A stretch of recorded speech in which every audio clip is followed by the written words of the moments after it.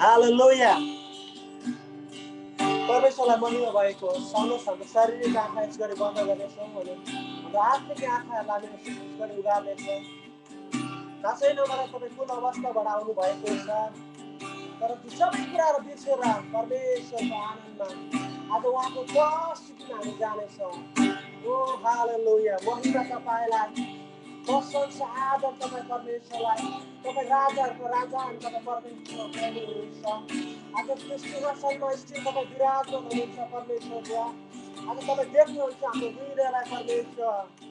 हालेलुया, तपाईँको नाउँको जय जयकार होस्, तपाईँको नाउँको स्तुति होस्। आज तपाईँको नाउँभन्दा अरू कुनै नाउँ छैन जो उच्चमा छ परमेश्वर। महिमा तपाईँलाई, प्रशंसा आदर तपाईँ परमेश्वरलाई।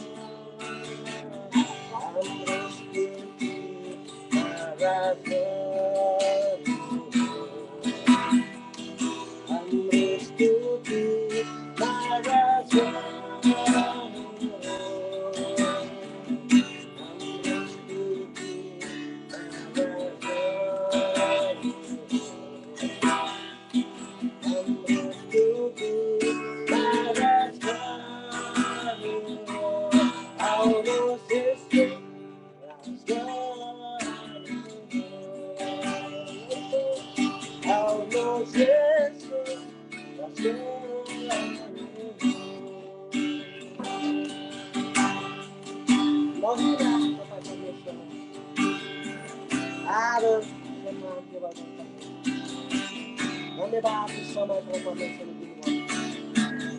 ओ परमेश्वर आदर दिनु। ओ तपाईँलाई धन्यवाद हृदयहरू बोलाउँदैछ परमेश्वर। ओ प्रभु तपाईँ परमेश्वर जान्नुहुन्छ जसरी जकायासले आज तपाईँलाई हेर्न चाहेको थियो। अनि जसरी त्यो जकायास तपाईँको हृदय तपाईँलाई बोलेको थियो। आजको उसको घरमा परमेश्वरको मुक्ति आएको थियो परमेश्वर। आज हाम्रो जीवनमा हाम्रो हृदयमा अझै मुक्ति आएको छैन। आज यसरी हाम्रो हृदय खुलाउँदछौँ प्रभु, तपाईँको चरणमा हामी आउँदछौँ परमेश्वर। आज तपाईँको पवित्र आत्मा बिना हामी केही पनि गर्न सक्दैनौँ पिता। ओ प्रभु तपाईँ परमेश्वरको नजिक आएर तपाईँ परमेश्वरको गहिरो कुरा सुन्नलाई, तपाईँले चाहेको कुरा हाम्रो जीवनमा पुरा गर्नलाई परमेश्वर तपाईँको शक्तिद्वारा हामीलाई उच्चार्नुहोस् पिता। धन्यवाद तपाईँ परमेश्वरको प्रेमको लागि, तपाईँको निगाहको लागि, तपाईँको सुरक्षाको लागि, सबै कुराका लागि म प्रभु तपाईँलाई हृदयबाट धन्यवाद दिँदछु। ओ प्रभु महिमा तपाईँलाई, आदर तपाईँलाई, तपाईँको नजिक नजिक हामी चाहन्छौँ। तिम्रो हृदयभित्र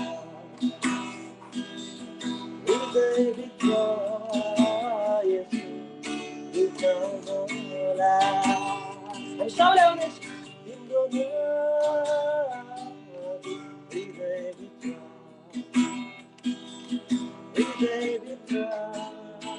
यसो भित्र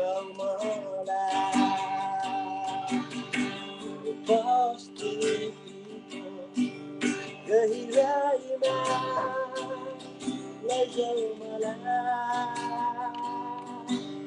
तिम्रो नजिक राख्यो मलाई।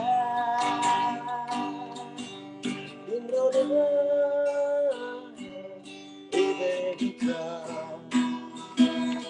हृदयभित्र यसो भित्र मलाई। यो सत्य तपाईँको हृदय तयार छ। यो सत्य तपाईँको त्यो हृदयमा परमेश्वरलाई बास, परमेश्वरलाई निम्ताउँदै हुनुहुन्छ। जबसम्म पवित्र आत्मा हाम्रो माझमा आउनुहुन्न तबसम्म हामी केही पनि गर्न सक्दैनौँ। न त हामी शिक्षा नै दिन सक्दछौँ, न त अरूलाई शिक्षा नै दिन सक्दछौँ, न त उहाँको महिमाको काम गर्न सक्छौँ। ओ परमेश्वर तपाईँ सबैको हृदयमा आउन चाहनुहुन्छ। ओ हालेलुया, तपाईँलाई बोलाउँदैछु, तपाईँको नजिक आउन चाहन्छु। प्रभु तपाईँलाई धन्यवाद। आज हामी सबैलाई त परमेश्वरको नजिक हामी आउँदछौँ। परमेश्वरले आज हामी परमेश्वरको इच्छामा, परमेश्वरको योजनामा तपाईँले ल्याउनु भएको छ। अझ धेरै नजिक जानको लागि हामीलाई सहायता गर्नुहोस्। महिमा तपाईँको भएको छ, सबै कुरा तपाईँको भएको छ। धन्यवाद तपाईँको उपस्थिति, धन्यवाद तपाईँ परमेश्वरको सहायताको लागि, सबै कुराको लागि म तपाईँलाई हृदयबाट धन्यवाद दिन्छु। म प्रार्थना गर्छु यस गरी जुन हुन लागिरहेको जुन आज बाहिर अध्ययनहरू छ, सबै कुरामा तपाईँ परमेश्वरको उपस्थिति गरेर पवित्र आत्मा सिक्ने सिकाउनु सबै तपाईँ रहनुहोस्। साँच्चै नै सबै कुरामा तपाईँको महिमा विश्वास गर्दछु।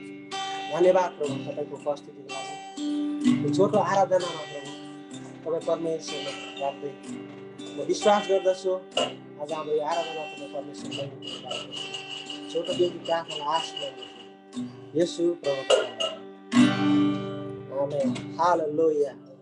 हुन्छ, यो समय फेरि पनि सञ्चालन गर्ने बहिनीले लिन सक्नुहुन्छ। सबैलाई जय मसीह।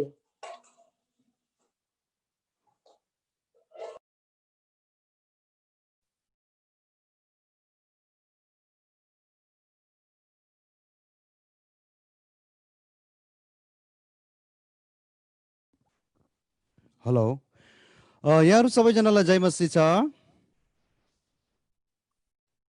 म आशा गर्छु यहाँहरू सबैजनाले सुनिरहनु भएको छ होला।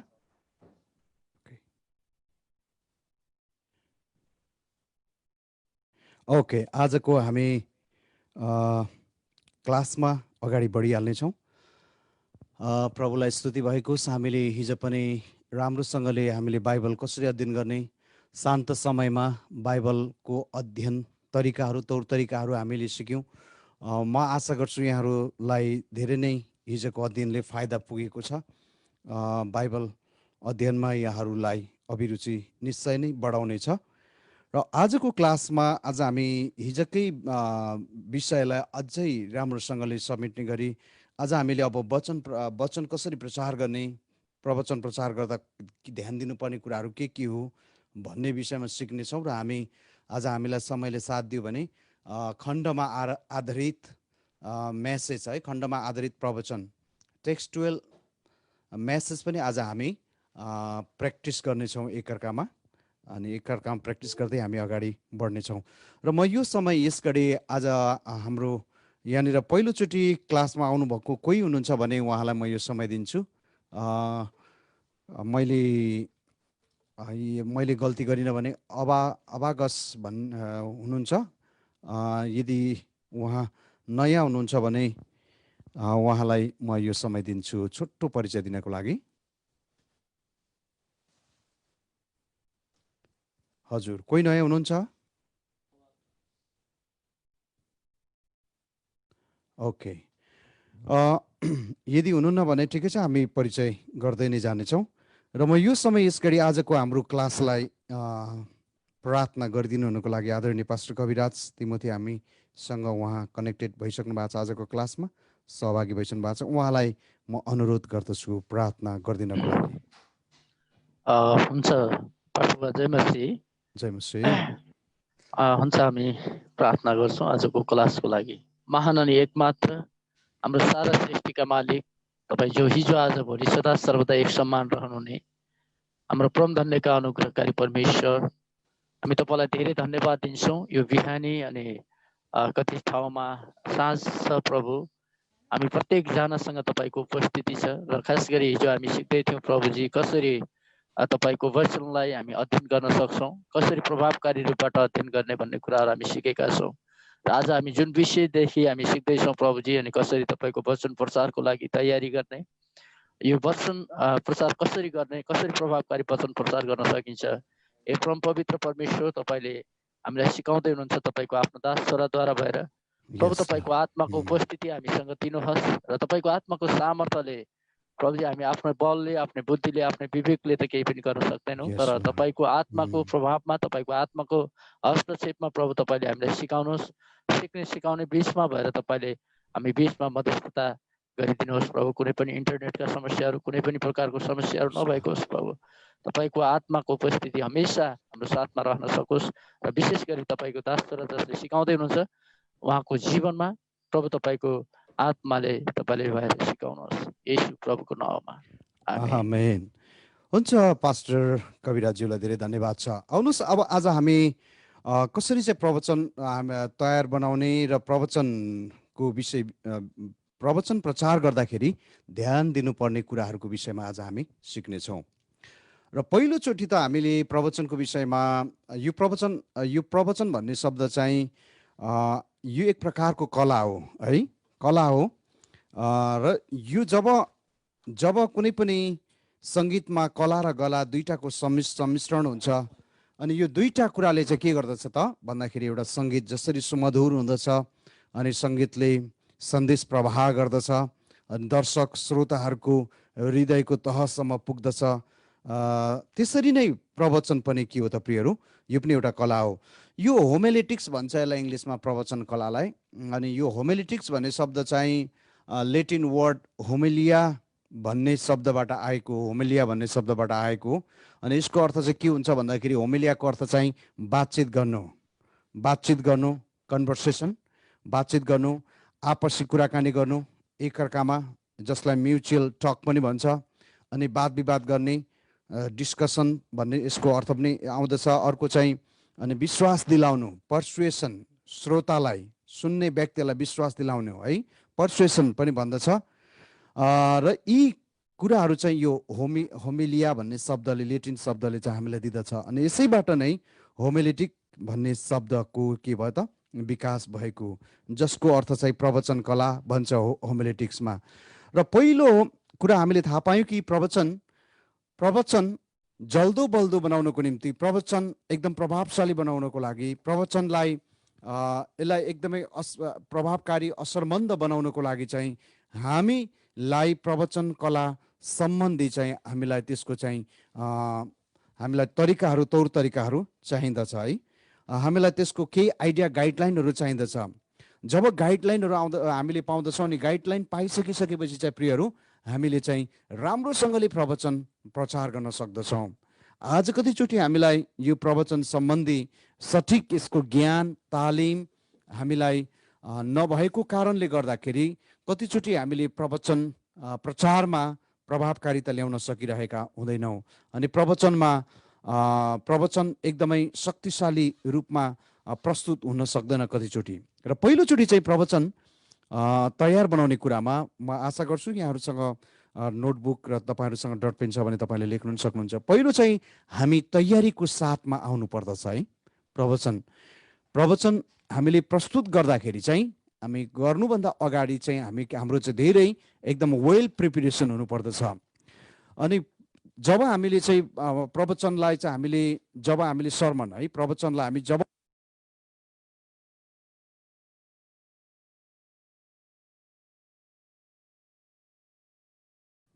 हेलो प्रवचनलाई जब तपाईँ हामीले चाहिँ यसलाई तयारीको साथ हामी प्रचार गर्छौँ अनि यसले साह्रै राम्रो यसले चाहिँ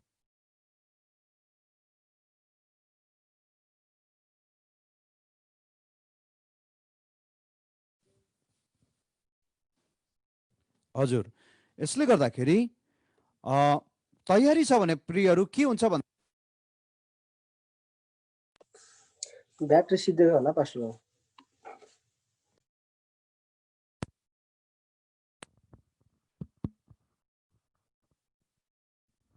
हेलो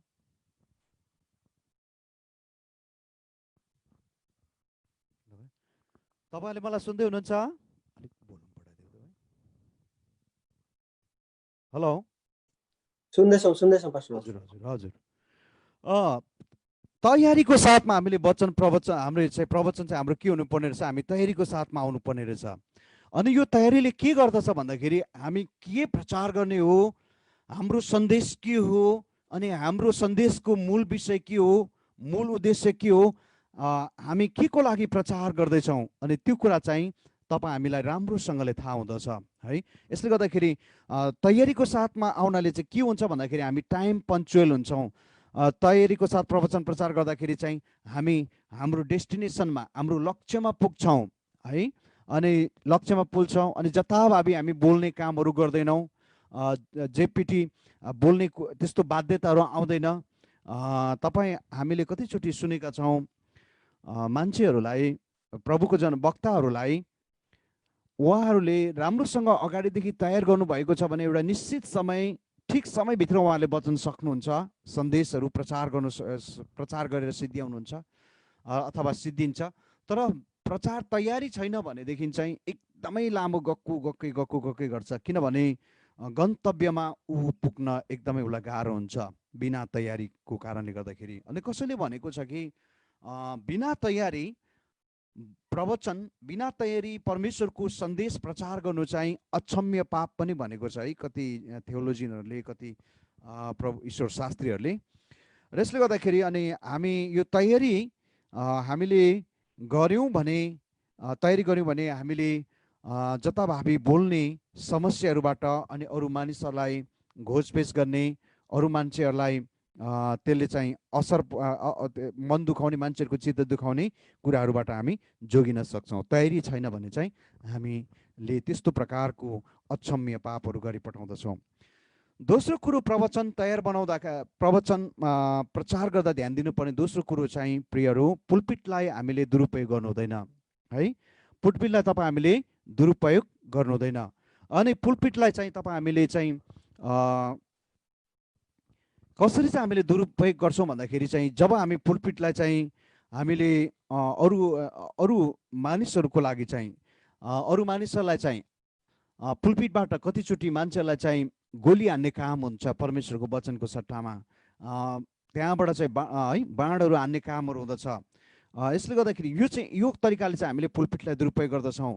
अनि पुल्पिट भनेको चाहिँ कस्तो ठाउँ हो भन्नुहुन्छ भने यो चाहिँ एउटा चाहिँ के त अरूको निम्ति चाहिँ पुल्पिट चाहिँ अरूको निम्ति बोल्ने ठाउँ होइन, तर परमेश्वरको सन्देश हुबहु सन्देश चाहिँ पाठकहरू श्रोताहरूको माझमा पुर्याउने काम चाहिँ के हो त प्रियहरू, यो चाहिँ पुल्पिटको काम चाहिँ त्यो हो। अनि यसले गर्दाखेरि अनि पुल्पिटले चाहिँ के गर्छ त भने सबै विश्वासीहरूलाई, हरेक विश्वासीलाई मलमपट्टि गर्ने कामहरू गर्दछ पुल्पिटले होइन। अनि त्यसपछि घाइते मानिसहरूलाई चाहिँ मलमपट्टि लगाउने कामहरू गर्दछ। अर्को कुरो चाहिँ पुल्पिट चाहिँ व्यक्तिगत विषयहरूमा चाहिँ व्यक्तिगत विषयहरूको चाहिँ प्रशंसा गर्ने ठाउँ, आफ्नो तारिफ गर्ने ठाउँ, आफ्नो महिमा गर्ने ठाउँ चाहिँ होइन, अथवा आफ्नै परिवारको बारेमा पनि प्रचार प्रसार गर्ने ठाउँ चाहिँ होइन। र अर्को चाहिँ पुल्पिट चाहिँ कस्तो होइन भन्नुहुन्छ भने पुल्पिट चाहिँ एउटा प्रवचन प्रचार गर्ने सिकारुहरूको ठाउँ चाहिँ होइन। परमेश्वरको वचन एकदमै परिपक्व भइसकेको वचन प्रचार गर्न सक्ने व्यक्तिहरूले पुल्पिटलाई प्रयोग गर्नुपर्दछ। अनि यसले गर्दाखेरि हामीले पुलपिटलाई चाहिँ दुरुपयोग गर्नु हुँदैन। अर्को कुरो हो, पुलपिट चाहिँ हामीले जसलाई पायो त्यसलाई हामीले दिनु हुँदैन। यसले गर्दाखेरि प्रवचन प्रचार गर्दाखेरि ध्यान दिनुपर्ने कुराहरू दोस्रो कुरो मैले तपाईँलाई भने। अब तेस्रो कुरो चाहिँ तपाईँ हामीले चाहिँ हाम्रो वचन पढ्दाखेरि हाम्रो आवाजको ध्वनिमा हामीले ध्यान दिनुपर्दछ है। आवाजको ध्वनि, वचन प्रचार गर्दाखेरि आवाजको ध्वनि हामीले कतिचोटि हाम्रो आरोह, कतिचोटि अवरोह। आरोह भनेको चाहिँ वचन प्रचार गर्दाखेरि मास्तिर माथि माथि बढ्दै जाने आवाज हो, जसलाई राइजिङ टर्न पनि भन्छ इङ्ग्लिसमा, आरोह भनिन्छ, आरोह ध्वनि। अनि त्यसपछि चाहिँ फलिङ टर्न भन्छ अर्को चाहिँ इङ्ग्लिसमा है, अथवा अवरोह, माथिबाट तल झर्ने स्वरहरू। हाम्रो वचन प्रचार गर्दाखेरि हाम्रो आवाजहरू चाहिँ एक नासको नभएर प्रियहरू, यो चाहिँ बेला बेला हाम्रो वचनमा प्रचारमा हाम्रो आवाजहरूको पनि हामीले चाहिँ परिवर्तन अथवा आवाजमा भिन्नता पनि ल्याउनु पर्दछ। यसले गर्दाखेरि के हुन्छ त भन्दाखेरि प्रियहरू, सुन्ने व्यक्तिहरूलाई झिझो लागिरहने, सुन्ने व्यक्तिहरूलाई एकदमै आलस्य लाग्ने, निन्द्रा लाग्ने, अनि यस्तो अवस्था, यस्तो समस्या हुनबाट हामी जोगिन्छौँ। र अर्को कुरो चाहिँ हजुर, र अर्को चाहिँ हामीले ध्यान पुर्याउनु पर्ने चौथो कुरो चाहिँ के भन्दाखेरि के भन्नुहुन्छ भने हामी चाहिँ समयमुखी हुनु पर्यो, टाइम पञ्चुअल है। वचन प्रचार गर्दाखेरि हामी जब प्रवचन लिएर चाहिँ हामी पुलपिटमा जान्छौँ अनि त्यतिखेर चाहिँ हामी के हुनुपर्ने, समयभित्र चाहिँ हामी बाँधिनु पर्दछ। अनि एकदमै ठिक समयमा सुरु गरेर हामीले ठिक समयमा वचनलाई समाप्त गर्ने कामहरू गर्नुपर्दछ। अनि ठिक समयमा मण्डली हामी पुग्ने, वचन प्रचार गर्ने व्यक्ति, अनि ठिक समयमा मण्डलीमा पुगेर अनि त्यसपछि ऊ वचन प्रचारको लागि तयारी हुनुपर्दछ। अनि त्यसपछि अर्को कुरो चाहिँ त्यो वक्ताले चाहिँ प्रवचन प्रचार गर्ने व्यक्तिले चाहिँ कहिले पनि अक्रिस्चियनहरूलाई चाहिँ पुलपिटमा, अक्रिस्चियन समुदायहरूलाई पुलपिटमा कहिले पनि उनीहरूको आलोचना गर्नु हुँदैन। पाँचौँ कुरो चाहिँ हामीले प्रवचन तयार गर्दा ध्यान पुर्याउनु पर्ने कुराहरू चाहिँ हामीले उदाहरण दृष्टान्तलाई सठिक प्रकारले र उचित प्रकारले चाहिँ हामीले चाहिँ त्यो उचित प्रकारले प्रयोग गर्नुपर्छ। अथवा हाम्रो उदाहरण इलिस्ट्रेसन चाहिँ के हुनु पर्यो प्रियहरू, हाम्रो उदाहरण चाहिँ एकदम उचित र ठिक हुनुपर्छ। हामीले हाम्रो उदाहरणहरूमा धेरै त्यस्तो आपत्तिजनक उदाहरणहरू जसले दोहोरो तेरो बहु अर्थहरू दिन्छ, हामीले त्यस्तो उदाहरणहरू प्रयोग गर्नु हुँदैन, जसले गर्दाखेरि अन्य धार्मिक समुदायका मानिसहरूलाई त्यसले चोट पर्न जान्छ। र हामीले त्यस्तो प्रकारको उदाहरणहरू प्रयोग गर्नबाट हामी जोगिनुपर्छ। अर्को कुरो चाहिँ हामीले परमेश्वरलाई पनि दिल्लगी पुर्याउने, परमेश्वरलाई नै उल्लङ्घन गर्ने खालको चाहिँ उदाहरणहरू हामीले प्रयोग गर्नु हुँदैन।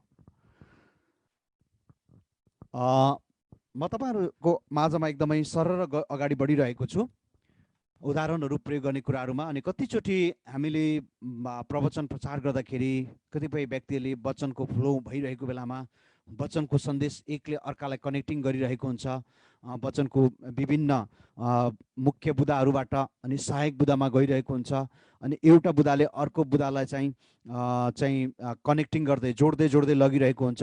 अनि त्यस्तो बेलामा चाहिँ अनि वक्ताले चाहिँ अब म जोक्स भन्छु, अब म एउटा कथा भन्छु भन्ने कुराहरू चाहिँ हामीले त्यसरी चाहिँ हामीले चाहिँ प्रयोग गर्नु हुँदैन है। कतिचोटि सिधै अब म जोक्स तपाईँलाई भन्छु भनेर यस्तो प्रकारको उच्चारणहरू वक्ताबाट कहिलेकाहीँ हामी सुनि पठाउँछौँ।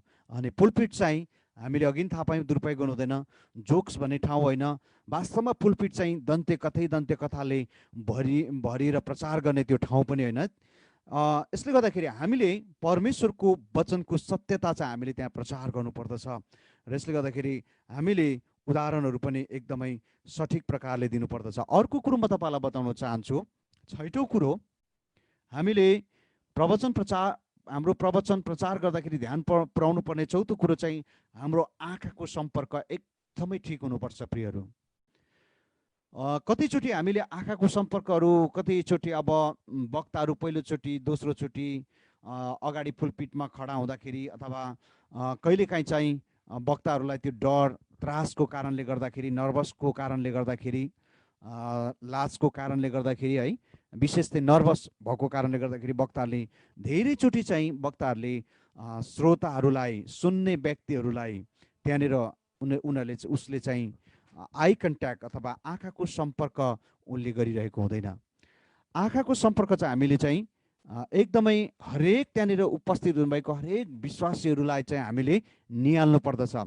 कतिचोटि हामीले यो आई कन्ट्याक्टको विषयमा कुरा गर्दाखेरि कतिचोटि भित्तामा कतिचोटि चाहिँ वक्ताहरूले भित्तामा हेर्ने बानी हुन्छ है, भित्तामा हेरेर वचनहरू प्रचार गर्छन् कतिचोटि वक्ताहरूले।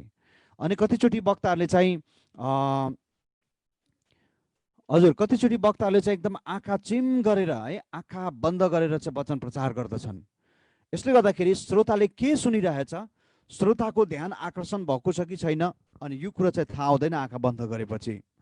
मैले कतिपय वक्ताहरूलाई देखेको छु, उहाँहरूले आराधनाको सङ्गतिमा पनि प्रवचन प्रचार गर्दाखेरि, घरेलु सङ्गतिमा कतिचोटि वचन प्रचार गर्दाखेरि उहाँहरूले चाहिँ आँखा चिम गरेर धेरै समय चाहिँ आँखा चिम गरेर सिद्ध्याएको कुराहरू मैले देखेको छु। यसले गर्दाखेरि हामीले चाहिँ आँखा चिम गरेर वचन प्रचार गर्नु हुँदैन प्रियहरू। हामीले चाहिँ सबै व्यक्तिलाई चाहिँ हामीले हेर्नु पर्दछ।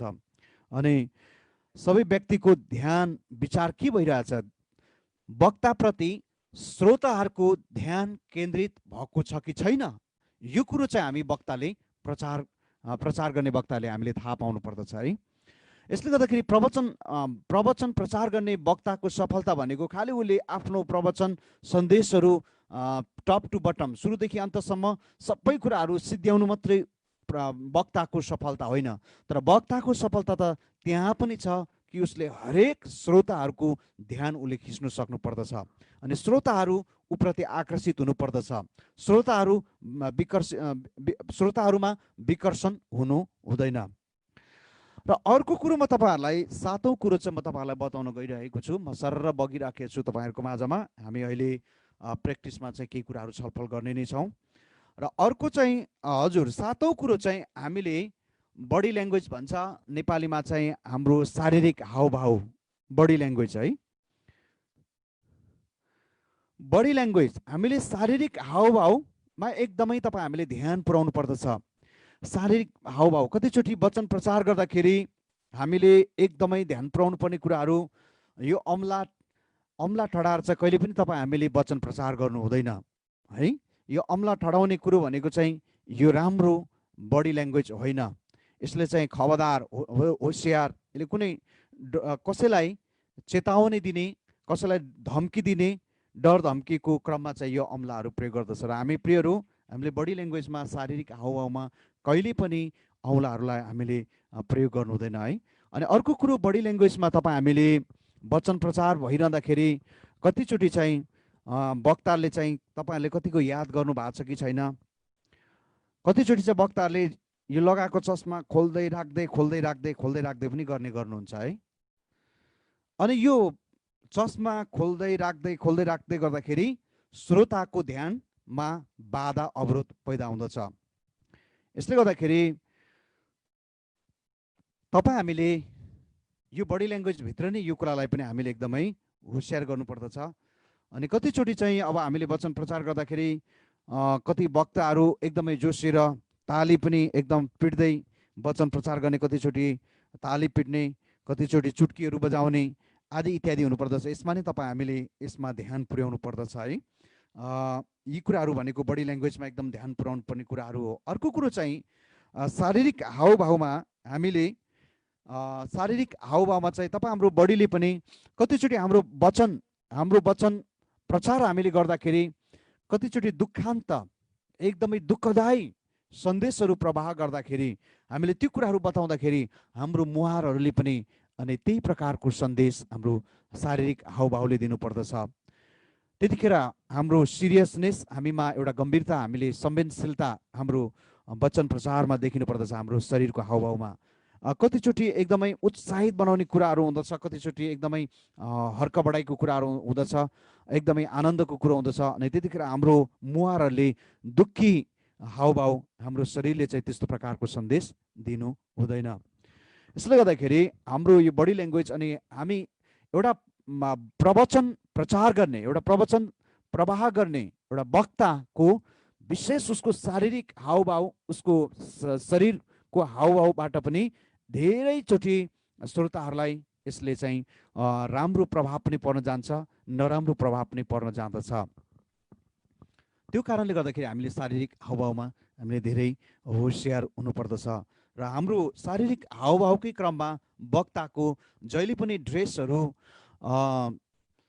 नयाँ नै कपडा, एकदमै महँगो कपडा नै चाहिन्छ भन्ने छैन, तर वक्ताले प्रचार गर्नुहुने वक्ताको चाहिँ कपडाहरू ड्रेसअपले पनि उसको एउटा के हुनुपर्दछ भन्दाखेरि उसको एउटा प्रतिष्ठा, प्रेस्टिज, उसले चाहिँ एउटा परमेश्वरलाई महिमा पुर्याउने त्यस्तो प्रकारको ड्रेसअप उसले गर्नुपर्दछ, ड्रेसहरू है।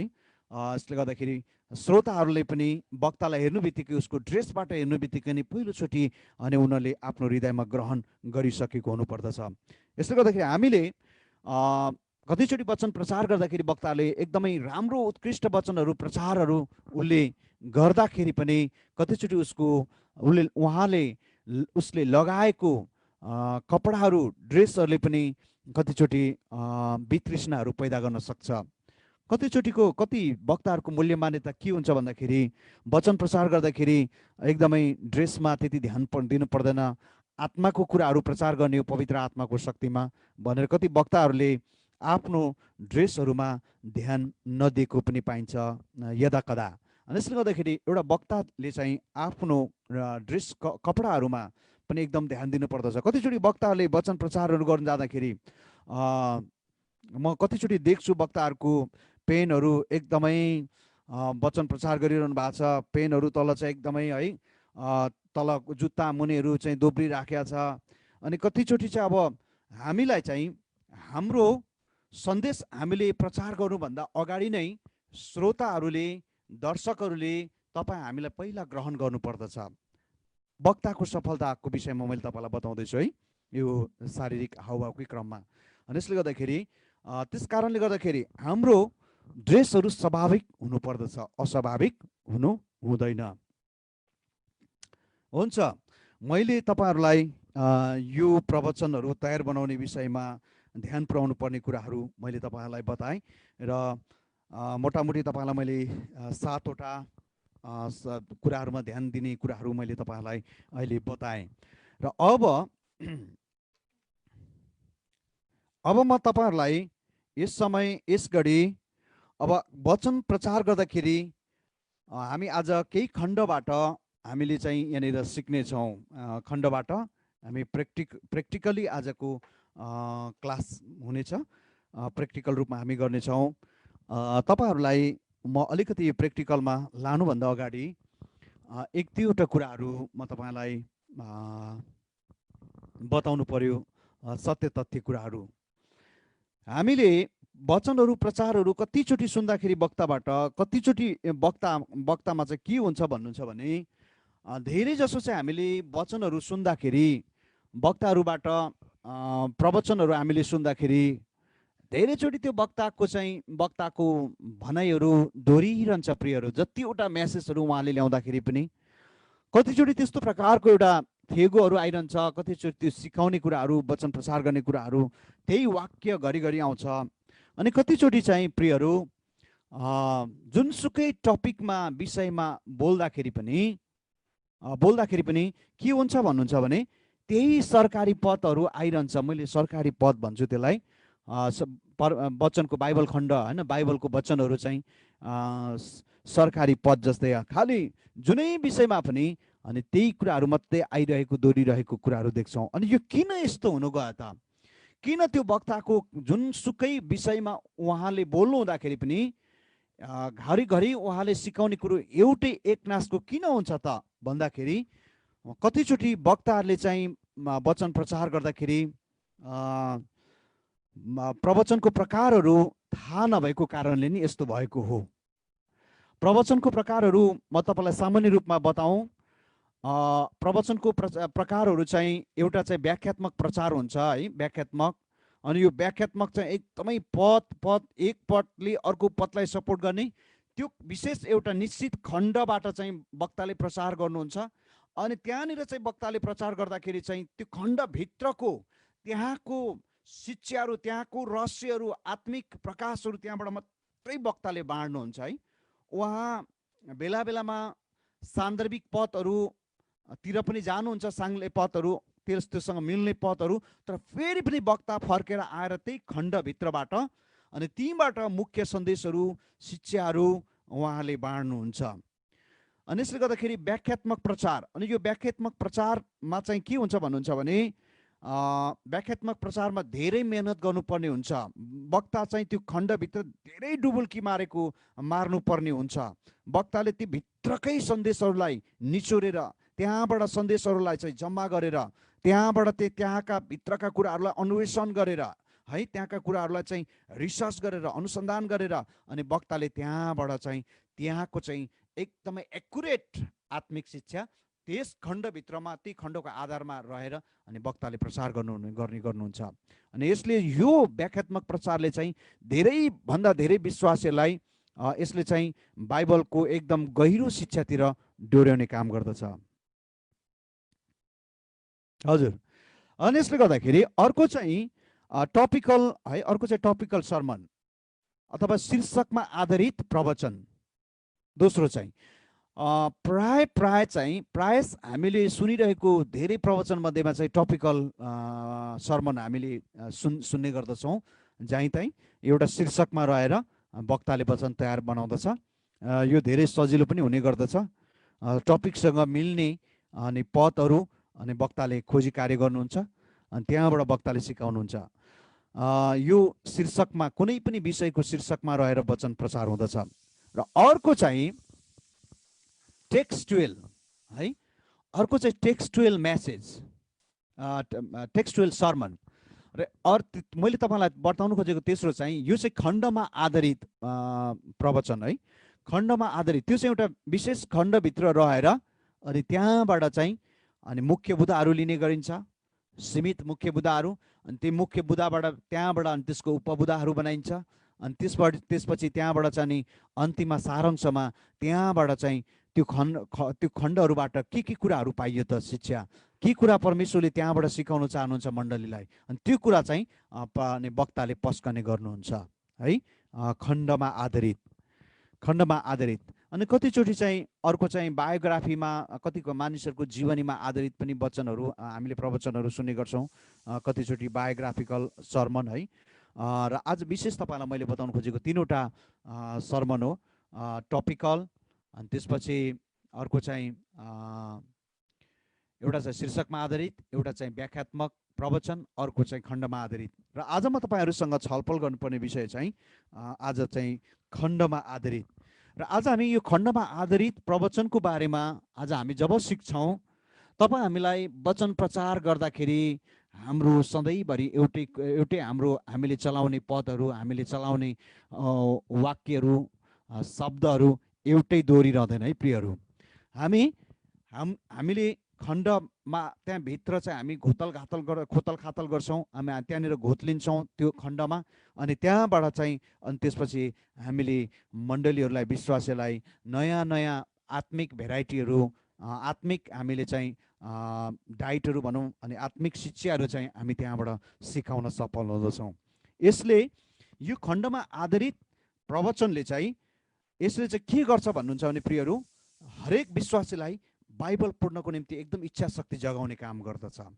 जब हामी यो खण्डमा आधारित रहेर चाहिँ वचन प्रचार गर्छौँ अनि यो खण्डमा आधारित वचन अथवा टेक्स्टुअल सर्मन जब हामी प्रचार गर्न सुरु गर्छौँ, यसरी सुरु गर्दाखेरि चाहिँ प्रियहरू के हुन्छ भन्दाखेरि वक्ताले के बोल्ने होला, उनले कसरी चाहिँ विश्वासीलाई चाहिँ वचन प्रचार गर्दाखेरि हँसाउने कुरा गर्ने होला, त्यो सोचिरहनु पर्दैन है।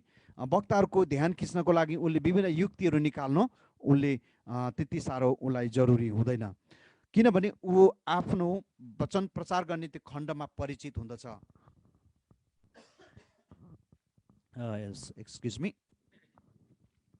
र यसले गर्दाखेरि ऊ खण्डभित्र चाहिँ मजाले ऊ राम्रोसँगले चाहिँ प्रियहरू के भएको हुन्छ भन्दाखेरि परिचित हुन्छ अनि ऊ धारा प्रभाव रूपमा सरर अनि परमेश्वरको वचन चाहिँ प्रचार गर्ने कुराहरूमा ऊ अगाडि बढिरहँदछ। आउनुहोस् अब आज हामी प्र्याक्टिकली आज हामी सिक्नेछौँ ल।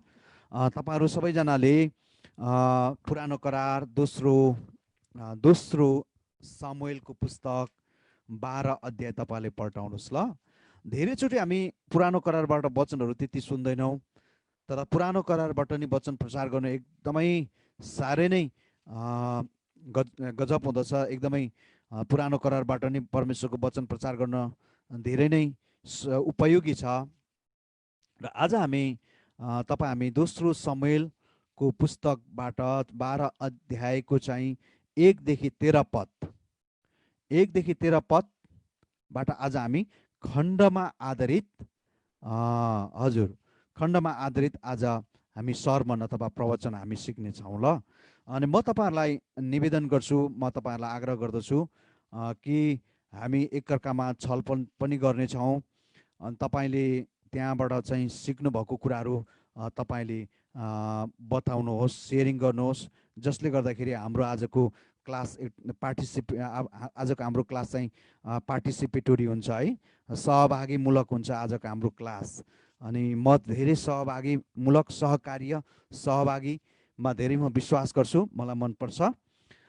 हुन्छ, यहाँनिर चाहिँ 12 अध्यायको 1 देखि 13 पदसम्म है, 1 देखि 13 पदसम्म हामी यसलाई चाहिँ एउटा खण्ड आजको बनाउनेछौँ।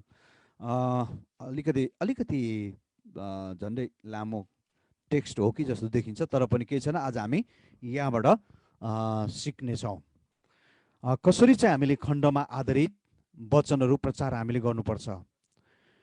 हजुर, 12 को 1 देखि 13 सम्म है त। दोस्रो सामुएल 12 को 1 देखि 13 सम्म। यहाँहरू सहभागी मध्ये तपाईँहरू कसैले पढिदिन चाहनुहुन्छ? हाम्रो दानियल सिग्देल पास्टरज्यू, तपाईँले पाठ गरिदिनुहोस् न त 1 देखि 13 सम्म। हुन्छ, सबैलाई जय मसीह। जय मसीह। धन्यवाद यो मौकाको लागि। हामी दोस्रो सामुएल 12 को 1 देखि पढ्नेछौँ। नातानको कथा र दाउदको पश्चाताप भन्ने छ। परमप्रभुले नातान अगमवक्तालाई दाउद कहाँ पठाउनु भयो र तिनी दाउदको उपस्थितिमा हाजिर भएर तिनले भने, एकपल्ट एउटा सहरमा 2 जना मानिस थिए, एकजना धनी र अर्को चाहिँ गरिब। धनी मानिसका धेरै भेडा बाख्राका बगाल र गाई गोरु बथान थिए, तर त्यो गरिब मानिसको आफूले किनेको एउटा सानो पाठी बाहेक आफ्नो भन्ने केही थिएन। उसले त्यसलाई आफैले पालन पोषण गर्यो र आफ्नै घरमा आफ्नै छोराछोरीसँग त्यो हुर्क्यो। त्यसले उसकै थालमा खान्थ्यो र उसकै कचौरामा पिउँथ्यो र उसकै काखमा सुत्थ्यो। त्यसलाई उसले आफ्नो छोरीलाई जस्तै गर्थ्यो। एक दिन एउटा परदेशी त्यस धनी मानिसको घरमा आयो, अनि त्यस धनी मानिसले पाहुनालाई आफ्नै बगाल र बथानबाट केही दिने मन गरेन, तर त्यस गरिब मानिसको पाठो ल्याएर त्यस पाहुनाका निम्ति भोजन तयार गर्यो। दाउदलाई त्यस कुराले साह्रै रिस उठ्यो र तिनले कराएर भने, जीवित परमप्रभुको नाममा म भन्दछु कि यस्तो काम गर्ने मानिस मृत्युको योग्य छ। त्यसले दया माया नगरेर यस्तो काम गरे बापत त्यस पाठीको साटो 4 गुणा तिर्नुपर्छ। तब नातानले दाउदलाई भने, त्यो मानिस तपाईँ नै हो, परमप्रभु इजरायलका परमेश्वर भन्नुहुन्छ। मैले तँलाई इजरायलमाथि राजा अभिषेक गरेँ, मैले तँलाई साउलको हातबाट छुटाएँ, मैले तँलाई तेरा मालिकको घर र त्यसका पत्नीहरू तेरै हुनलाई दिएँ, मैले तँलाई इजरायल र यहुदाका घरानाहरू दिएँ। अनि यतिले नपुगेको भए म तँलाई अरू धेरै दिने थिएँ, तर तैँले उहाँको दृष्टिमा जे खराब थियो त्यो गरेर किन परमप्रभुको वचनलाई तुच्छ ठानिस्? तैँले हित्ती उरियालाई तरबारले मारिस्, तैँले त्यसको पत्नीलाई आफ्नी बनाउन लगिस्, तैँले त्यस मानिसलाई अम्मोनीहरूको तरबारले मर्न दिइस्। तैँले मलाई तुच्छ ठानेको हुनाले र हित्ती उरियाको पत्नीलाई तैँले आफ्नो पत्नी तुल्याउनलाई लगेको हुनाले तेरो घरानाले कहिल्यै तरबारबाट विश्राम पाउने छैन। परमप्रभु भन्नुहुन्छ, म तेरो आफ्नै घरानाभित्र भित्रबाट तँमाथि विपद ल्याउनेछु। म तेरा पत्नीहरूलाई लिएर तेरै आँखाको सामनेमा तेरो नजिकको मानिसलाई दिनेछु र त्यो दिउँसै तिनीहरूसँग सुत्नेछ। तैँले जे गरिस् त्यो गुप्तमा गरिस्, तर म यो चाहिँ सारा इजरायलले देख्ने गरी दिनको उज्यालोमा गर्नेछु। तब दाउदले नातानलाई भने, मैले परमप्रभुको विरुद्धमा पाप गरेँ। हजुर धन्यवाद छ। हजुर तलको नि अलिकति पढिदिनुहोस् त 13 को पुरै। नातानले तिनलाई जवाब दिए, परमप्रभुले तपाईँको पाप लगिदिनु भएको छ, तपाईँ मर्नुहुने छैन। हजुर धन्यवाद। प्रभुले हाम्रो आदरणीय पास्टरलाई धेरै आशिष दिनुभएको होस्। हामीले अहिले दोस्रो शमूएल 12 अध्यायको 1 देखि हामीले 13 सम्म पढ्यौँ र अब यहाँबाट म तपाईँहरूलाई केही कुराहरू तपाईँलाई म सिकाउने छु। हामीले वचनहरू खण्डमा आधारित वचन चाहिँ कसरी तयार पार्ने, जसले गर्दाखेरि तपाईँ र मलाई चाहिँ एकदमै वचन प्रचार गरिरहँ हामी आफैलाई पनि हुन्छ है।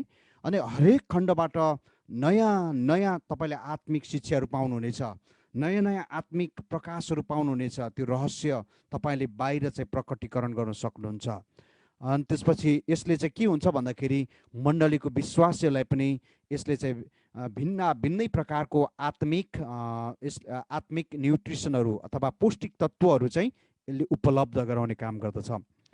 र यहाँनिर चाहिँ यो 12 अध्यायको 1 देखि 13 पदसम्म चाहिँ मैले यसलाई चाहिँ यो खण्डमा चाहिँ मेन मैले यसलाई शीर्षक के दिएको छु भन्दाखेरि हामीले परमेश्वरको अनुग्रह दुरुपयोग गर्नु हुँदैन, तर यसलाई उहाँको महिमाको निम्ति सदुपयोग गर्नुपर्दछ। फेरि म तपाईँलाई बताउन चाहन्छु, मैले यसलाई दिएको शीर्षक चाहिँ हामीले परमेश्वरको अनुग्रहलाई दुरुपयोग गर्नु हुँदैन, तर परमेश्वरको महिमाको निम्ति सदुपयोग गर्नुपर्दछ। जस्तो मैले यसलाई यो टपिक दिएँ। अब यो टपिक मैले दिइसकेपछि अब यहाँनिर 1 देखि 13 पदसम्म 1 देखि 13 पदसम्मको पदहरूलाई म अब फ्र्याक्सन गर्छु। मैले मुख्य बुदामा मैले जम्मा 6वटा मुख्य बुदा मैले यसमा निकालेको छु है। अनि त्यसपछि मुख्य बुदा हामीले बनाउनु पर्दछ। कति ठाउँमा 2टा अथवा कति ठाउँमा 3टा पनि हुन सक्दछ मुख्य बुदाहरू। कतिचोटि चाहिँ हजुर मुख्य बुदाहरू हुँदछ है। ओके,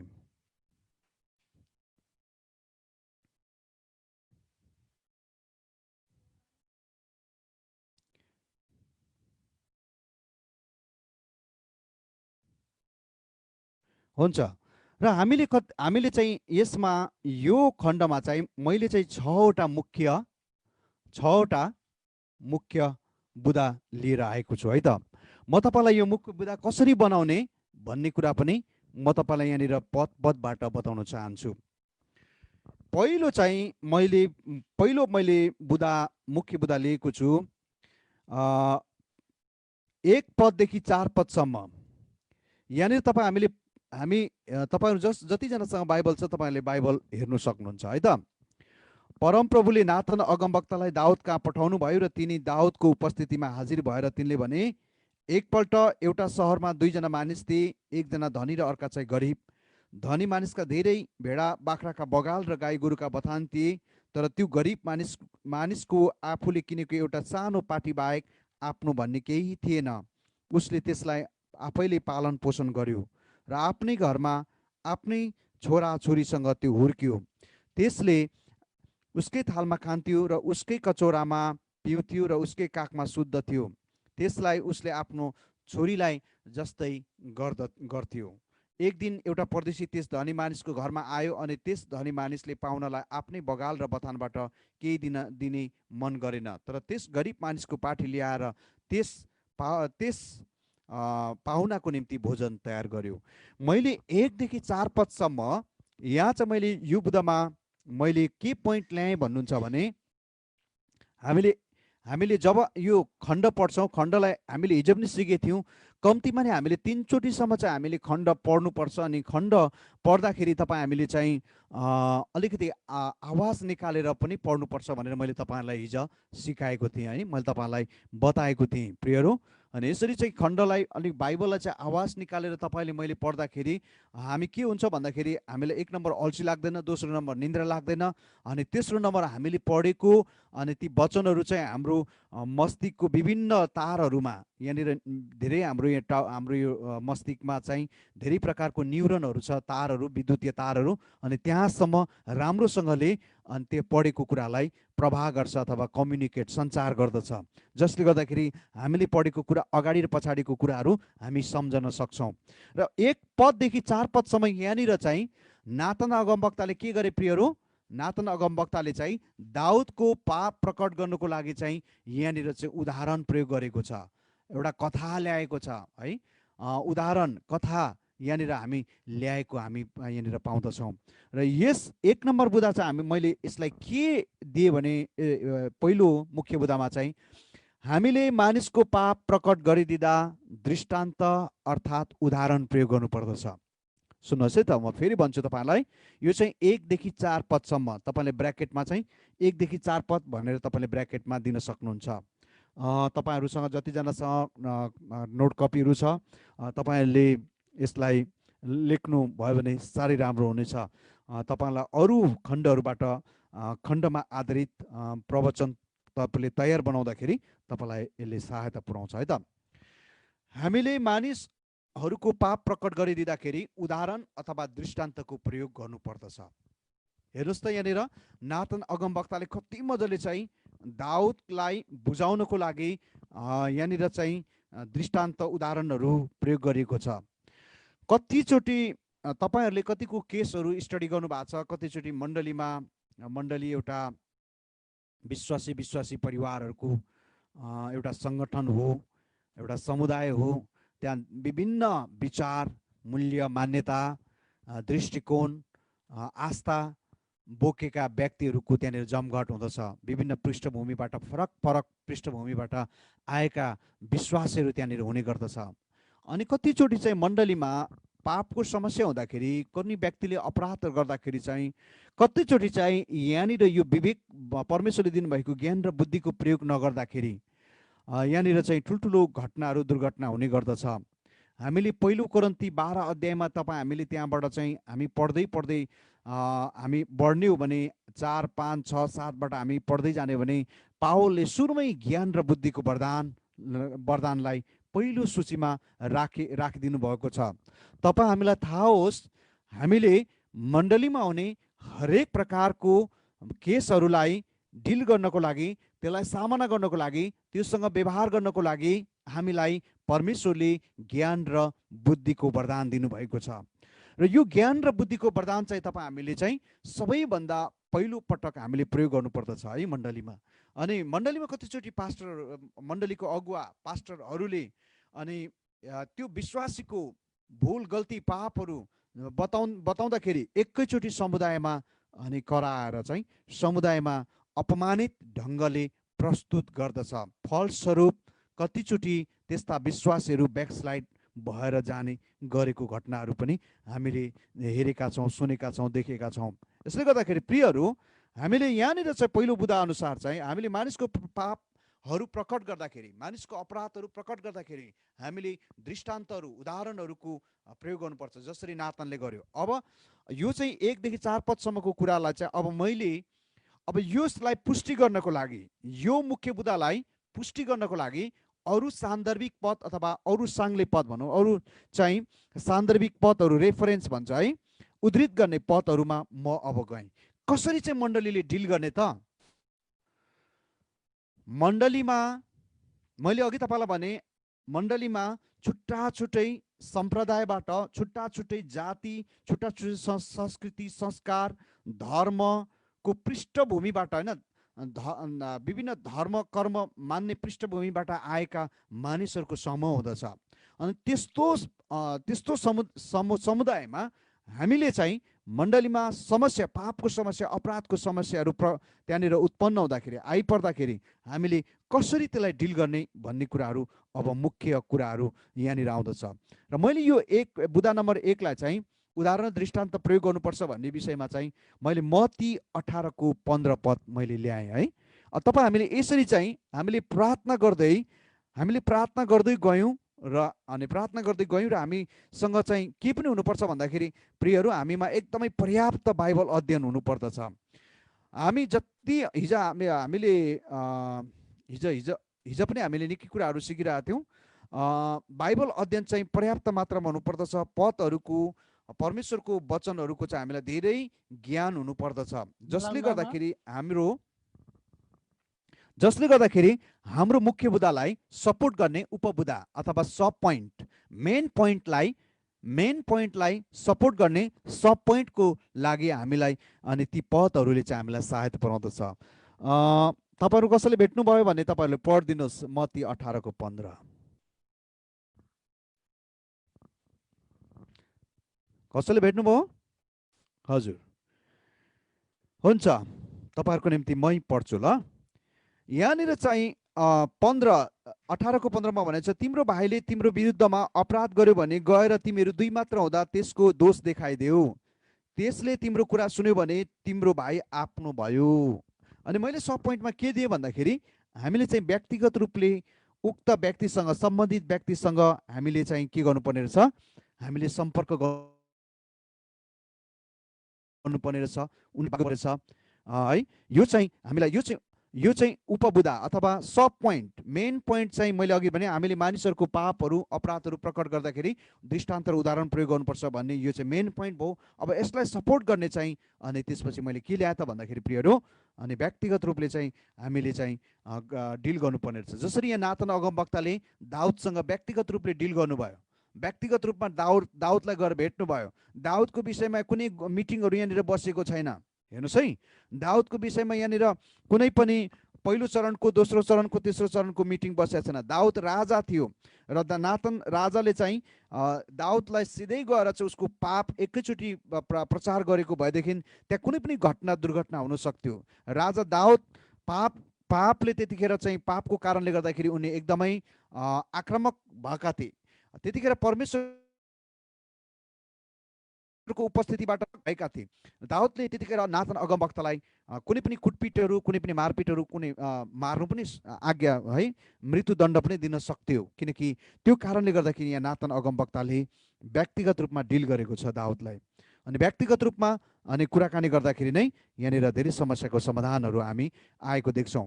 दोस्रो, मैले यो पहिलो मुख्य बुदालाई सपोर्ट गर्ने अर्को चाहिँ दोस्रो चाहिँ अब एकजनाले गर्दाखेरि भएन भने दुईजना व्यक्तिले डिल गर्ने भनेर मैले लेखेँ। दुईजना व्यक्तिले गएर चाहिँ सम्पर्क गर्ने, त्यो व्यक्तिसँग बातचित गर्ने, कुराकानी गर्ने। मैले अघि तपाईँलाई भने यो होमिलेटिक्स भन्ने प्रवचन कलालाई अङ्ग्रेजीमा होमिलेटिक्स भन्छ। अनि यो होमिलेटिक्स भन्ने चाहिँ लेटिन शब्दको होमिलियाबाट आउँदो रहेछ।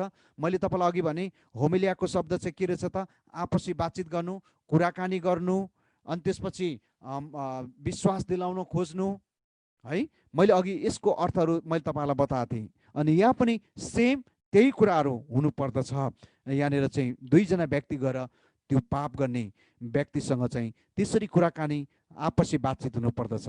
मत्ती 18:16 यहाँनिर भन्दछ, तर त्यसले सुनेन भने आफ्नो साथ अरू एक वा दुईजनालाई लैजाऊ र 2 अथवा 3 साक्षीद्वारा प्रत्येक कुरा पक्का होस् भन्दछ यहाँनिर परमेश्वरको वचनले।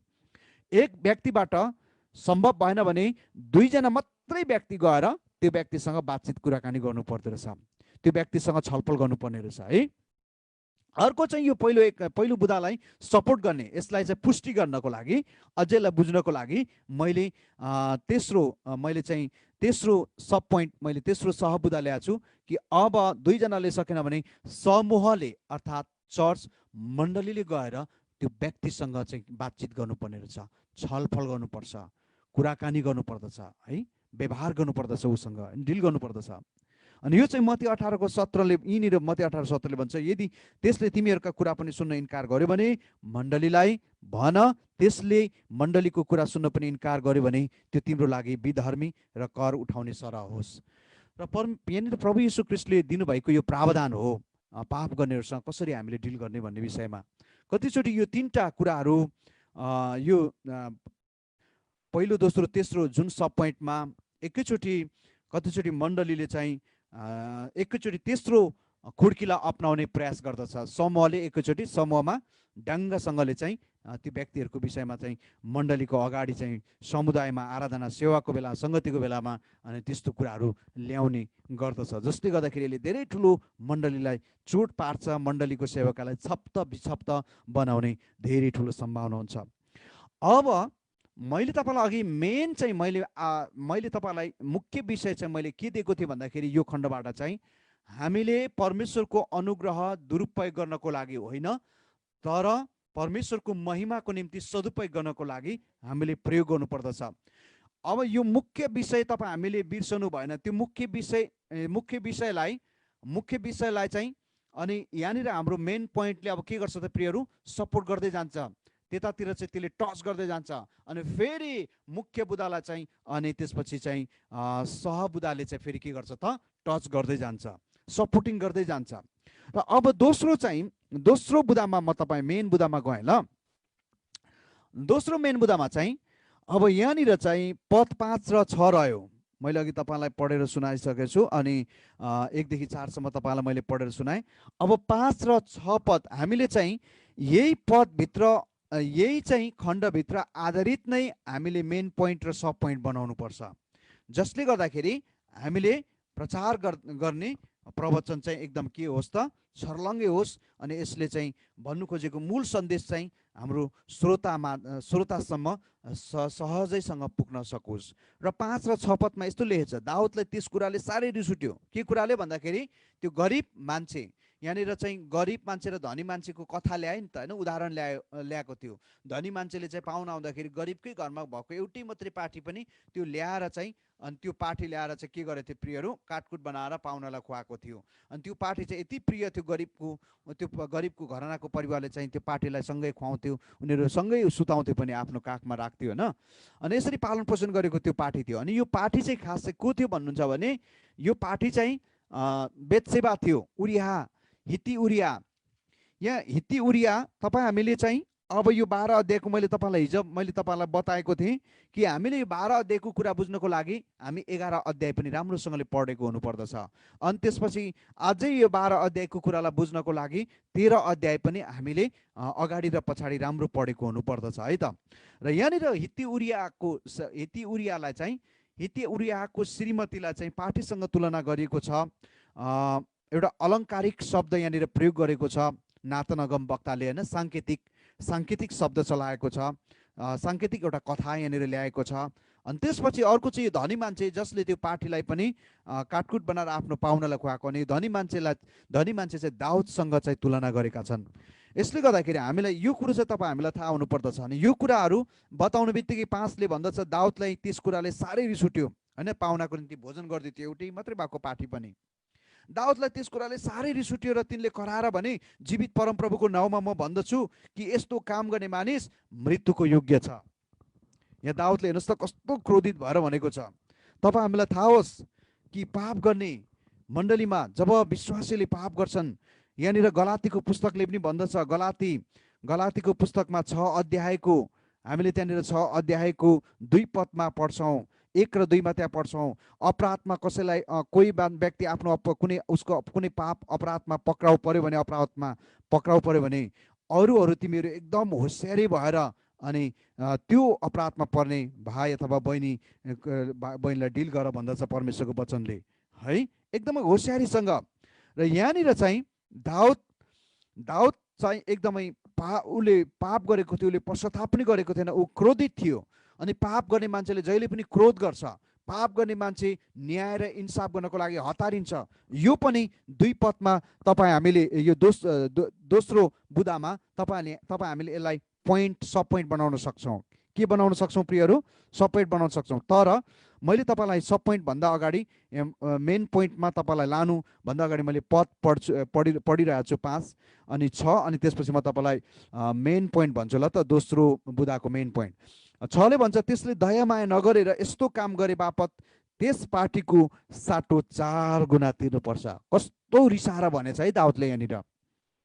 म यो बाइबल खण्ड यो पढ्दाखेरि दाउद रिसाएर घाँटीको नसा पनि सायद त्यसले फुलाएर चाहिँ भन्यो होला है, एकदमै थररर। कतिजनाको त रिसाएपछि चाहिँ ओठहरू थररर काम्छ, कतिजनाको हातहरू काम्छ, कतिजनाको चाहिँ यो कपालको रोगहरू ठाडो हुन्छ होइन। विभिन्न यो रिस आउँदाखेरि चाहिँ मान्छेहरूलाई चाहिँ विभिन्न प्रकारको चाहिँ यो शरीरले चाहिँ सङ्केत दिन्छ, हावभाव देखाउँछ है। तपाईँले याद गर्नुभएको छ कि छैन?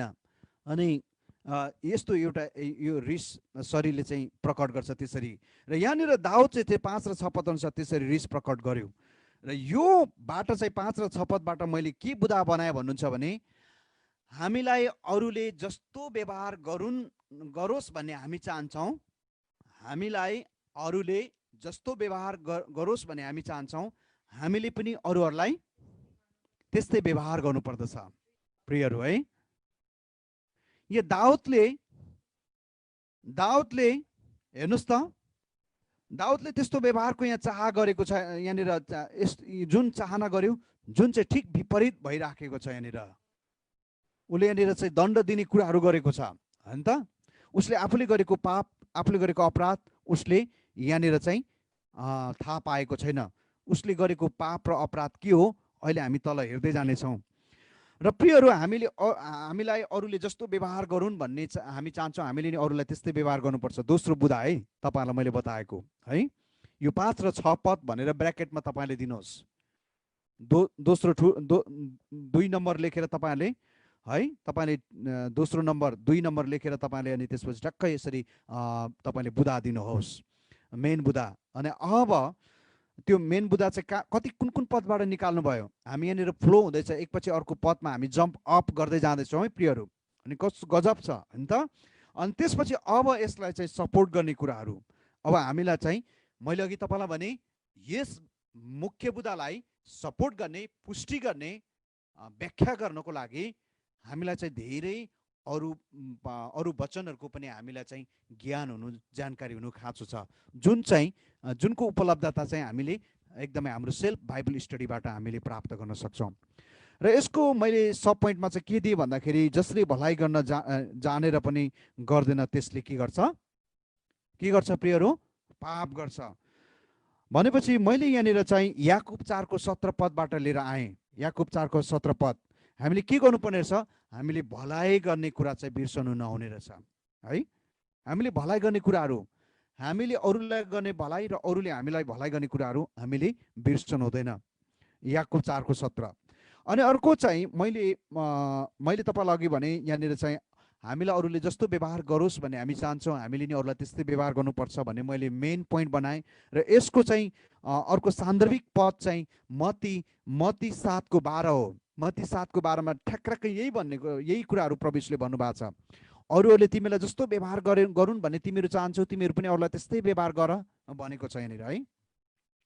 अनि मैले त्यो सान्दर्भिक पदबाट चाहिँ यो मुख्य पद पनि बनाएँ, यहाँनिर 5 र 6 पदसँग मिल्ने।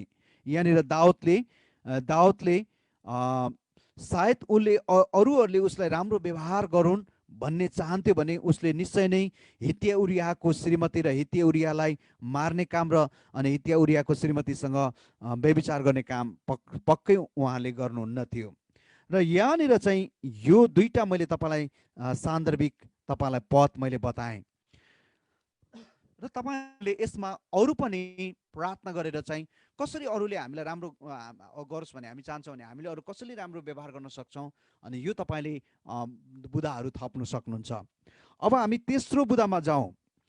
समयलाई ध्यानमा राखेर म एकदमै अविरल म अगाडि बढिरहेको छु।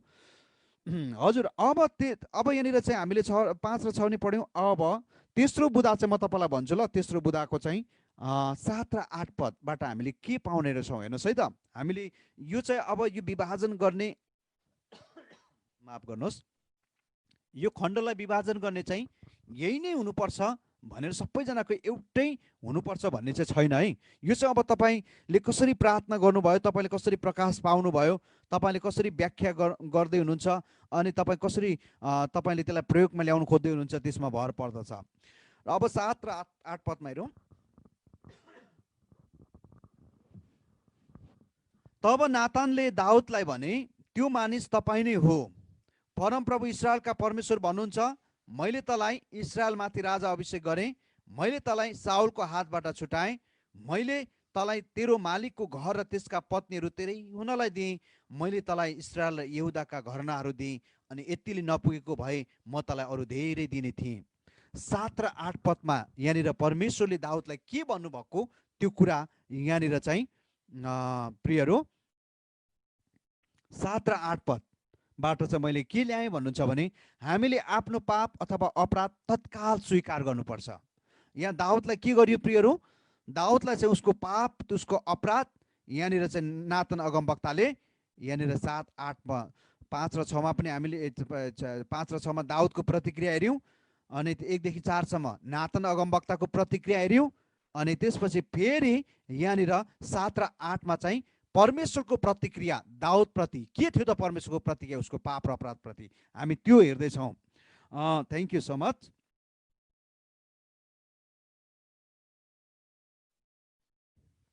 माफ गर्नुहोस्, यो माइक्रोफोन विद्युतीय माइक्रोफोनले निकै घाँटी स्वर यन्त्रलाई निकै नै खिचे जस्तो लाग्यो। हुन्छ, र यो 7, 8 पदमा चाहिँ के भयो त प्रियहरू, मैले तपाईँलाई भने 1 देखि 4 पदसम्म नातन अगमवक्ताको प्रतिक्रिया थियो, 5 र 6मा दाउदको प्रतिक्रिया थियो, र 7 र 8मा चाहिँ कसको प्रतिक्रिया रहेछ प्रियहरू?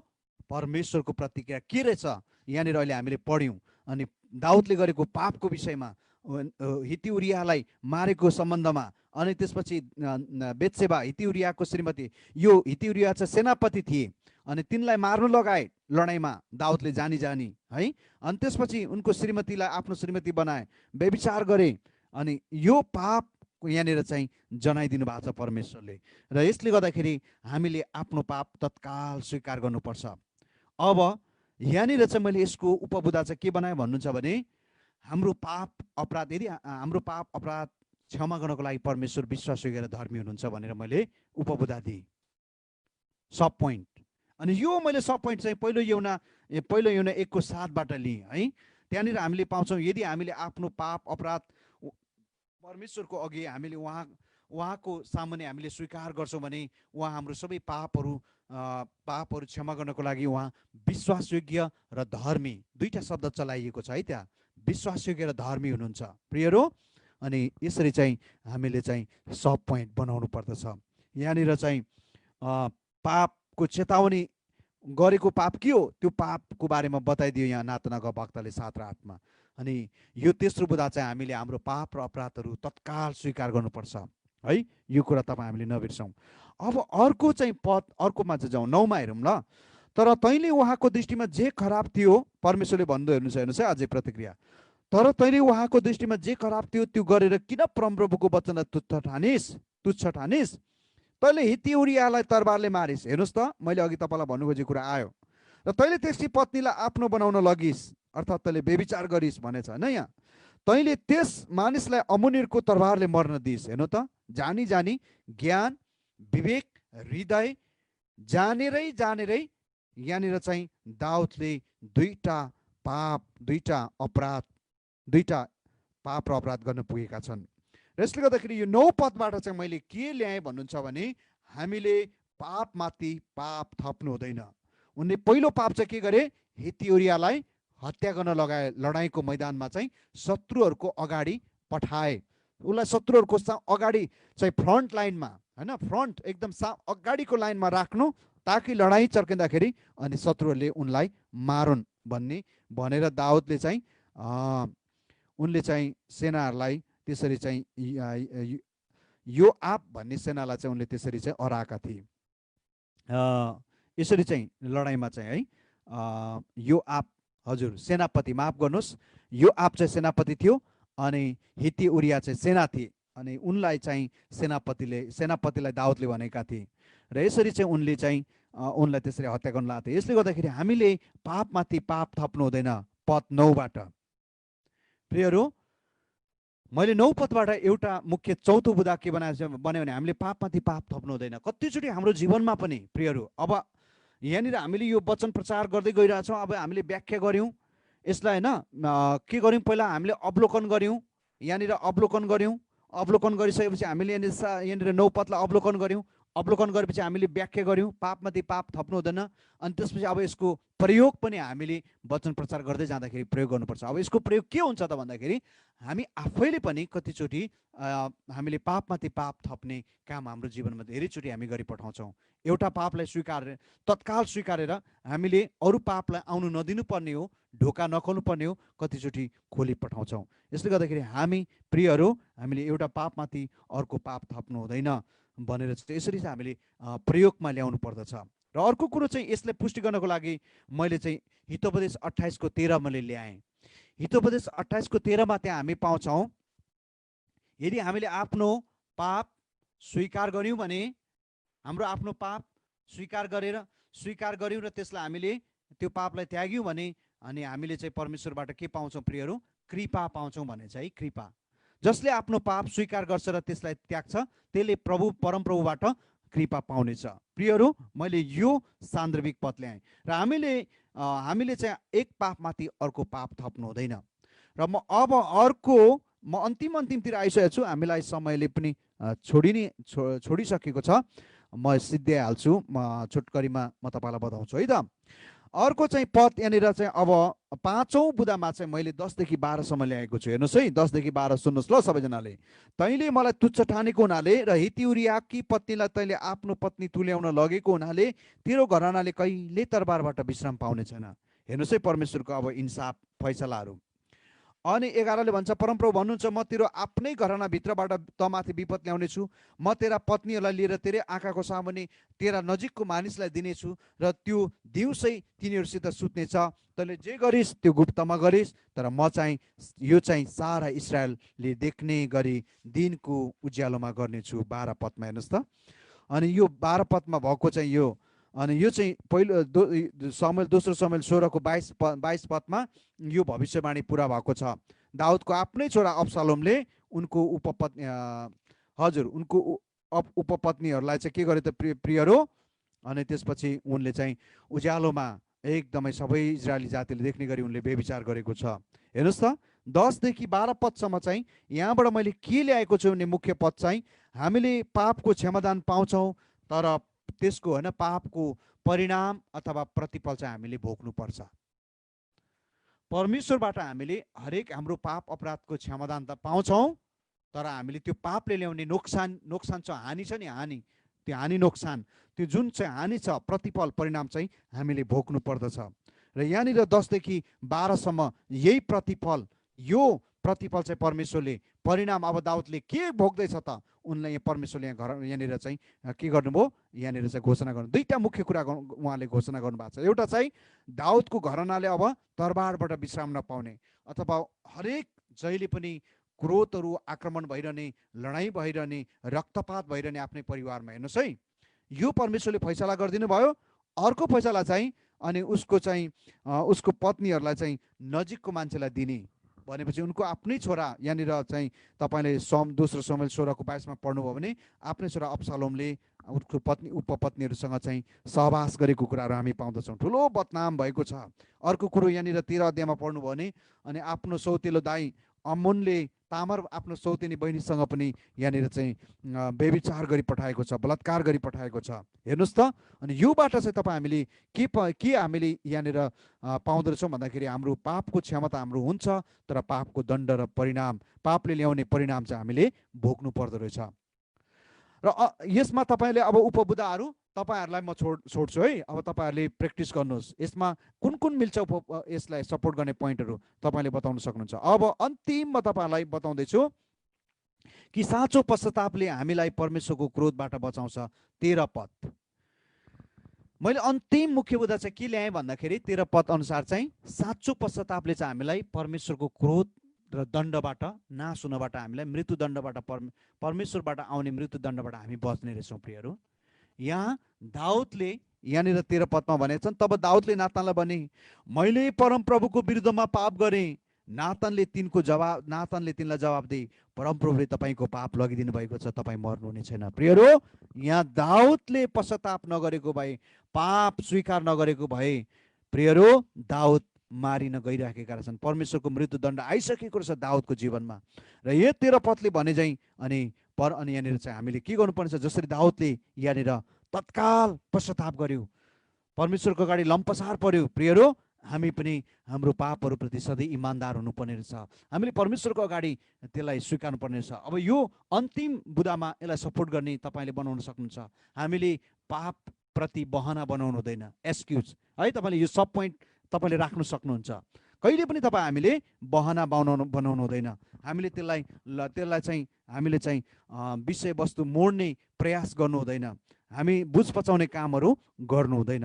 र म एकचोटि फेरि पनि तपाईँलाई अन्तिममा यहाँनिर चाहिँ यसको मुख्य पद, आजको मुख्य यस खण्डको चाहिँ मुख्य विषय मैले तपाईँलाई भने हामीले परमेश्वरको अनुग्रह दुरुपयोग गर्नु हुँदैन, तर परमेश्वरको महिमाको निम्ति हामीले उहाँको अनुग्रह चाहिँ सदुपयोग गर्नुपर्दछ। र यसमा 6वटा मैले तपाईँहरूलाई मैले सब पोइन्ट मेन पोइन्ट तपाईँलाई बताएँ। मेन पोइन्ट पहिलो बताएँ, के बताएँ भन्दाखेरि हामीलाई अरू मानिस जस्तो व्यवहार गरोस् भन्ने हामी चाहन्छौँ, हामीले अरूलाई त्यस्तै व्यवहार गर्नुपर्ने रहेछ। दोस्रो पोइन्टमा मैले तपाईँलाई भने हामीलाई माफ गर्नुहोस्। पहिलो बुँदामा चाहिँ हामीले मानिसको पापहरू अपराधहरू प्रकटीकरण गर्दाखेरि दृष्टान्त र उदाहरण प्रयोग गर्नुपर्छ। दोस्रो कुरो चाहिँ अरू मानिसले हामीलाई जस्तो व्यवहार गरोस् भन्ने हामी चाहन्छौँ, हामीले अरूलाई त्यस्तै व्यवहार गर्नुपर्ने रहेछ।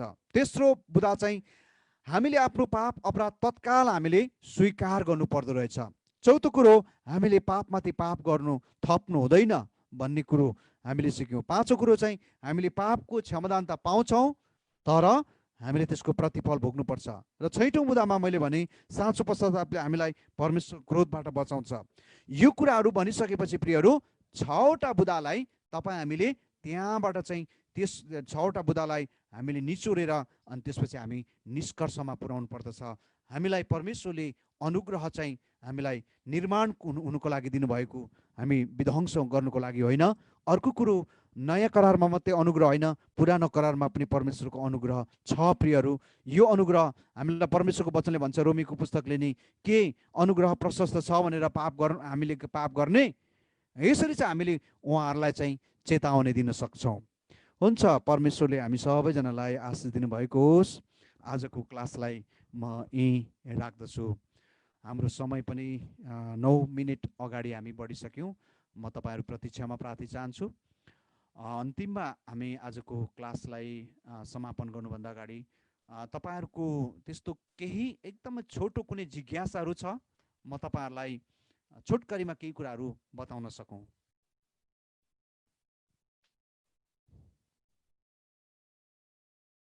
हजुर, तपाईँहरूलाई धेरै धेरै धन्यवाद। कोही हुनुहुन्छ? हजुर हजुर, तपाईँहरूले साह्रै मजाले मेरो नेपाली धेरै राम्ररी बुझ्नुभयो जस्तो लाग्यो। प्रभुले तपाईँहरू सबैजनालाई आशिष दिनुभएको होस्। र यस समय यस घडी अब हामी प्रार्थना गरेर हामी आजको क्लासलाई सिद्ध्याउने छौँ। हामीलाई प्रार्थनामा